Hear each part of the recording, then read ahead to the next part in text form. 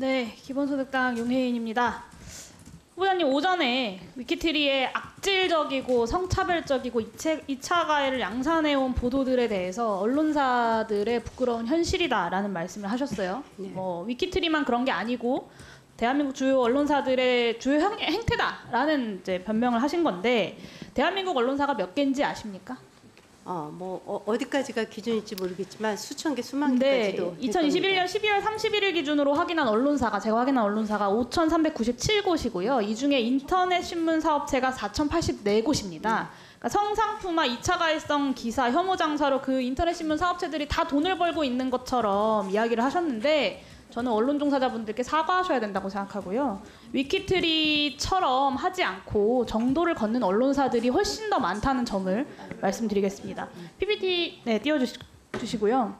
메이저 언론사 1, 2, 3위가 다 이름을 올렸다라고 하셨어요. 화면 보세요. 지난 19년부터 22년까지 언론중재위원회 시정권고 현황입니다. 보이시죠?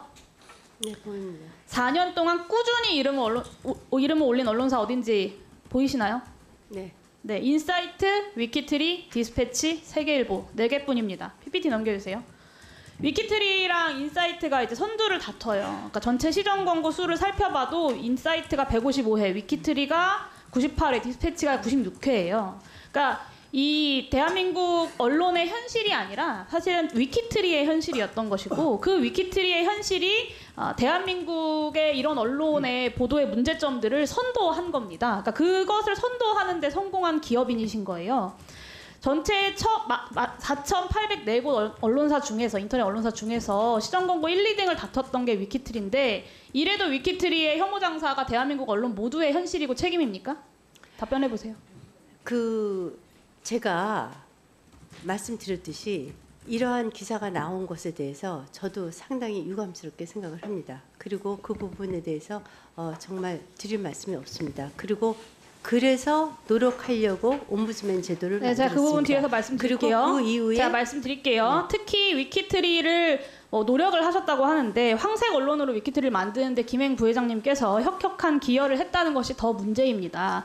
2022년에 숫자가 줄었다, 본인 노력으로 그렇게 됐다라고 말씀하셨는데, 애초에요 이렇게 늘어난 게 김행 후보자가 경영을 맡은 이후에 이렇게 늘어난 거예요. 그렇진 않고요. 맞습니다. 보세요. 네. 2017년까지 한 자릿수였던 시정 권고수가 김행 후보자가 경영에 관여했던 2018년부터 2자릿수로 폭증합니다. 원래는 1건, 3건, 8건이었거든요, 위키트리가. 근데 14건, 25건, 28건이 됐어요. 그러니까 그리고 시정 권고를 받은 기사들이 하나같이 다 악랄하고 모욕적인 내용들이에요. 그러니까 조회수만 잘 나오면 된다, 돈만 잘 벌면 된다라는 김행 후보자의 경영 철학이 위키트리를 이 모양으로 만든 겁니다.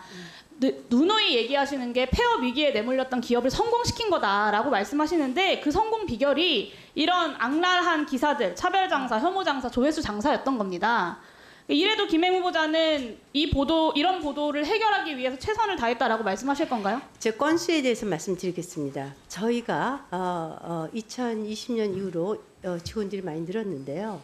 2020년 말고요. 2018년에 네. 김행 부회장이 경영에 오고 나서부터 이렇게 늘어났다는 걸 말씀드린 거예요. 불량률이 아니고요. 그리고 퍼센트가 아니고요. 불량 건수거든요. 이것은 불량률로 따지면은 저희는 이거가 그래서 기사를 더 많이 생산 생산했기 건수. 때문에 그 중에 비율은 얼마 안 된다라고 얘기하시는 거예요? 네, 기사 다른 생산 언론사들과 건수. 절대적인 숫자를 비교해도 저렇게 많은데? 그래서 기사 말도 안 생산 되는 얘기라고 건수와 그러세요. 노출 빈도와 굉장히 밀접한 자꾸 그리고 관련이 21년부터 있습니다. 옴부즈맨 얘기하셔가지고 이거 말씀드릴 건데요. 들으세요 좀.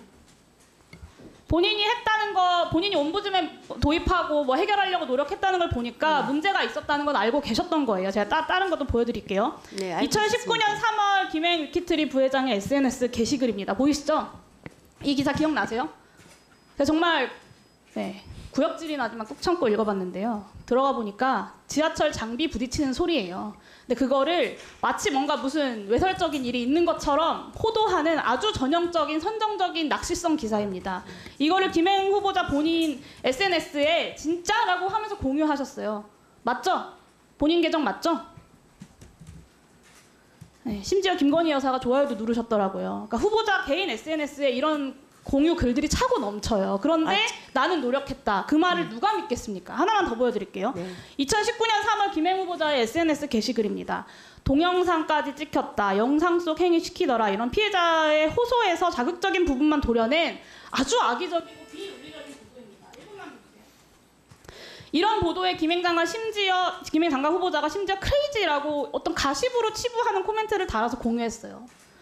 이게 고위공직자의 성접대와 성폭력 사건을 대하는 위키트리 부회장 김행 여성가족부 장관 후보자의 태도입니다. 정말 처참한 인식이고요. 저게 KBS 동영상을 제가 한 거 아닙니까? 그리고 거짓말로 저게 넘어가실 수 있다고 KBS 생각하시는 거 같아서 동영상으로 말씀드리는데요. 김행 후보자가 2018년에 조회수 장사에 눈이 팔려서 이 선정적 언론사를 만든 주범이자 핵심이에요. 그러니까 다른 방면으로 최선을 다하신 건데 네, 모 취업 정보 사이트에서 2018년부터 2023년까지 소셜뉴스에 재직한 직원들의 리뷰를 추천해서 분석한 결과예요. 제가 한 게 아닙니다. 단점의 가장 큰 키워드가 경영진이에요. 조회수 압박이 심해진다. 조회수 실적 낮으면 연봉이 깎인다. 트래픽 기사 공장이다. 자극적 이슈만 찾게 된다. 이런 회사 기조에 대한 운영 기조에 대한 직원들의 호소가 넘쳐납니다. 언론이 보도한 위키트리 내부 증언을 봐도 마찬가지예요. 2018년부터 직접 업무를 통제하면서 조회수 중심의 분위기를 주도했고 트래픽 기준으로 인사를 평가했고 원중위 조정 등의 공적 규제도 제대로 반영하지 않았다라는 증언이 보도에 있습니다. 심지어 오전에 제가 질의하자마자 저희 의원실로 위키트리에서 재직하셨던 분의 전화가 왔어요. 김행 부회장의 말씀에 동의할 수가 없어요. 그러니까 어떤 기사를 써라 쓰지 말아라까지 부회장님. 저기 요계인 의원님, 이게 마이크가 꺼져서 이렇게 좀 전달돼야 될 중요한 내용들이 있으면 다음에 하시는 게 더 좋을 것 같습니다. 네.